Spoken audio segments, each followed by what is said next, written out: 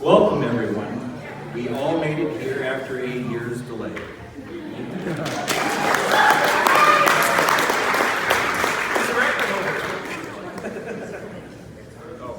Yeah, the pandemic.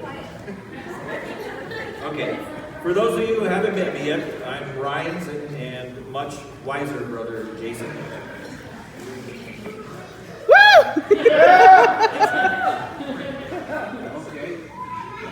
So, well, where do I even begin? Ryan is just incredible. He's brilliant, he's funny, he's caring, he's a great dad.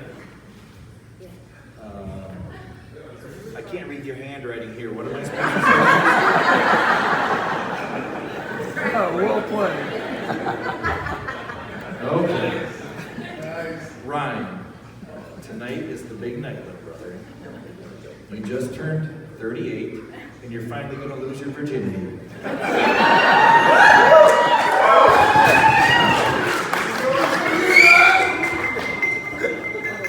Feels like I've known you your whole life. I have some of the wild stories about him and me, but unfortunately statutes of limitations prevent me from telling a single one here tonight. Let's just say probably lucky to still be alive, you've never been arrested, and certainly blessed to have me as your older brother. Too true. However, I will share a couple stories about us growing up. Now, he might have been in kindergarten, not exactly sure for this first one. But when I was young, our dad would take me and some of my friends sledding. But this was not your typical type sledding on a toboggan and going down a steep hill. Our dad hitched sleds on long ropes behind snowmobiles and raced us across frozen lakes and old train track beds. We all wore helmets. It was very safe, pretty safe, but it was incredibly fun. I thought Ryan needed to have such a similar experience, but I might not have used the word safe for this first and only attempt with him. Picture this, an old red snowmobile, a long rope, and a little plastic sled, which Ryan calmly sat as I strapped an old helmet to his little tiny head. Clearly, this young kid had no idea what was coming. As I looked around, I decided this big snow pile at the end of our driveway looked pretty fun. We weren't just driving anymore, we were jumping. Vital instructions to a 5-year-old: don't let go of the sled. Yeah, you can already see what's about to happen. Not really going fast, so I thought. I drove over the snow pile, and the long rope all of a sudden had way too much slack. So I gassed on it. It jerked the rope, and this little plastic sled whipped over the snow pile. Then Ryan and the sled separated like some perfectly timed capsule, in its NASA rocket. And here goes Ryan, flying every bit of 15 feet in the air across the yard. I was in awe for a split second. That wasn't until he landed in the drainage ditch some 30 feet away. Thankfully, it had plenty of extra snow. I rushed over to him. I turned him over.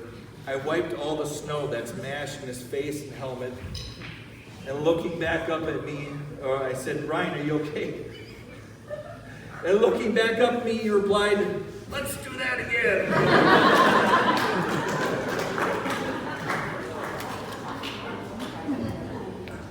So a few years later, I had bought a sailboat, a catamaran. I don't know if people know what a catamaran is, but this was a fairly big and a pretty fast boat. One day, he and I went out to a lake near Buffalo, Minnesota. It was far windier than at any time in my sailing experience with this boat. Nonetheless, I grabbed my non-experienced first mate Gilligan, and we set out on our 3-hour tour. We left the boat ramp and were quickly sailing downwind, and after sailing across much of the entire lake, it was time to turn around. As I made our first attempt to turn, the jib moved across the trampoline and the boat began to turn. Now this boat has 2 sails and really requires 2 two more experienced sailors than us. Ryan, unable to secure the front sail, I asked him to move back, and I said, hold the tiller steady, so I could go up and secure the front sail. Anyway, he held the tiller all right, and the boat spun around and flipped us into the water. Okay, a boat like that, it's designed to tip over, but we were out in open water, and there was so much wind, we really couldn't get the boat to tip back over. Despite another boat attempting with a tow line, we just couldn't get it back upright. After about what seemed like an hour, we drifted into a cove, and I was finally able to free the main sail, and the boat was starting to flip back up.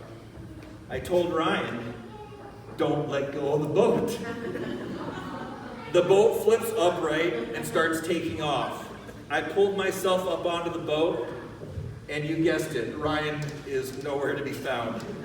He's already 30 yards away. Conveniently enough, a guy wire came loose and the mast fell over, and thankfully he was able to catch up. But my point to these stories is this. All the times you were told you should have hung on and didn't, you had enough sense to hang on out here and create a wonderful life and family.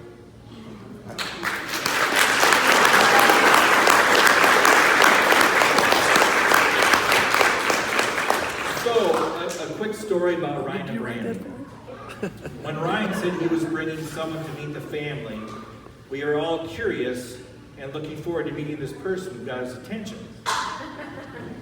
It must have been true love right from the beginning, because he only stopped at home long enough to use the bathroom, and it was off to Green Bay for a Vikings-Packers showdown. And as Father Tilly said in his homily, Brandy is a Packer backer. Now, I have heard of, but I have never seen cases of interdivisional dating before. And I never would have thought my little brother, for as big a Vikings fan as he claims to be, would partake in such a betrayal. Yeah. So, just to let you know, Ryan, because of this, you're out of the will. That is, except for the 4 semi-trailers left from the Upriver estate.